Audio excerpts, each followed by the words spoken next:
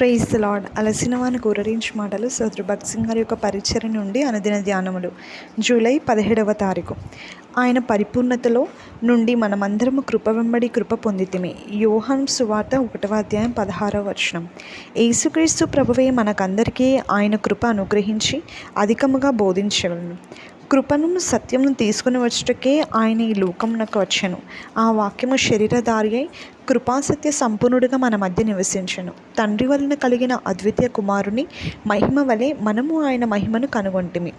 యోహాను 1:16లో మనం ఆయన సంపూర్ణతను గురించి చదువుచున్నాము. ఆయన సంపూర్ణతలోనికి మనలను తెచ్చుటకే ఆయన ఈ లోకమునకు వచ్చెను. ఆ సంపూర్ణతను మనము కృప ద్వారా పొంది సంతోషించగలము. యేసుక్రీస్తు ప్రభు యొక్క శిష్యులుగా ఆయన మహిమను చూచు ఆధిక్యతను వారు కలిగి ఉండిరని శిష్యుడైన యోహాను సాక్ష్యమిచ్చుచున్నాడు. కృప సత్య సంపూర్ణుడు అను ఈ రెండు మాటలలో ఆయన మహిమ వివరించబడినది. వారు దేనిని చూచి దేనినైతే మహిమ అని పేర్కొనిరో అదే కృప మరియు సత్యము. నీవు ఎంత అధికముగా దేవుని కృపను అనుభవించుదువో అంత అధికముగా ఆయన సంపూర్ణతను అనుభవించగలవు. సూచనలు అద్భుతములు చూచుట ద్వారా ఆయన మహిమను అనుభవించలేము. అపోస్తులకు దాదాపు యేసు ప్రభు చేసిన అద్భుతములన్నిటినీ చూచు ఆధిక్యత కలిగినది, కానీ అద్భుతములు ద్వారా ఆయన సంపూర్ణ మహిమను వారు చూడలేదు. కృపాసత్య సంపూర్ణుడిగా వాక్యము శరీరధారి యొక్క చూచుట చేతనే వారు ఆయన మహిమను చూడగలిరి.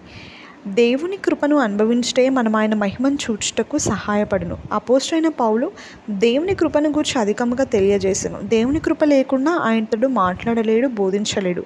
అతని జీవితము బోధ అంతటిలో కృప అను పదము మరలా చెప్పబడటం మనం చూస్తున్నాము. ఎఫెసీ 2:8లో కృపచేతనే మనము రక్షింపబడి ఉన్నాము అని చెప్పుచున్నాడు. రక్షణ విషయంలో మానవునికి భాగము కొంచెమైనా లేదు. అది దేవుని ద్వారానే మనకు అనుగ్రహింపబడినది. అది కేవలం దేవుని వరమే. పౌలు నేనేమై ఉన్నాను అది దేవుని కృప వలననే అయ్యున్నాను అని 1 కొరింథీ 15:10లో చెప్పుచున్నాడు.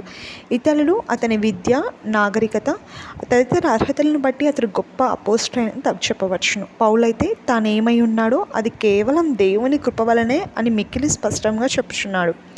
ప్రతి దేవుని సేవకుని విషయంలో అది సత్యము. మనం ఏమై ఉన్నామో అది మన విద్యా అర్హతలు, ఆస్తిపాస్తులు, నాగరికత, దేశీయతలను బట్టి అయి ఉన్నామని మనం బుద్ధిహీనముగా తలంచుతాము.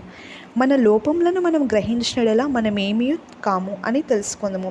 అప్పుడే మనము ఆయన సేవకులుగా ఉండి అనేక విధములుగా ఆయన సేవ చేయగలుగుదాము. అపోస్తలుడైన పౌలు 1 కొరింథీ 3:5-8లో మనము ఏమీ కాదని తెలియజేస్తున్నాడు. అపోల్లో ఎవడు, పౌలు ఎవడు? పరిచారకులే కదా. ఒక్కొక్కరికి ప్రభువు అనుగ్రహించిన ప్రకారం వారి ద్వారా మీరు విశ్వసించుతిరి. నేను నాటితిని, అపోల్లో నీళ్లు పోసెను, వృద్ధి కలుగజేసిన వాడు దేవుడే.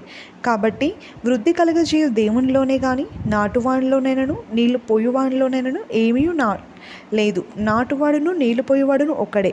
ప్రతివాడు తను చేసిన కష్టము కొలది జీతం పుచ్చుకొనును. మన గ్రుడ్డితనంలో మన తలాంతులు వరములను బట్టి అతిశయించుదుము. ఎందువలనగా ప్రభువు కొరకు నేను దీనిని చేయుదునని తలంచుదుము. మనము చేయనిదంతయు ఆయన కృప బట్టియే కానీ మనము సాధించిన దేనిని బట్టి కూడా ఆయన సేవ చేయలేమని దేవుని వాక్యంలో మనము స్పష్టంగా చూస్తున్నాము. మనంతటా మనం ఏమీ కాము. నీవు ఏ విధముగా పనిచేయుచున్నావు, ఏ విధముగా బోధించున్నావు అన్నది నీ స్వంత శక్తిని బట్టి అయిన ఎడల నీ పనుల్లో ఫలమేమీ చూడలేవు.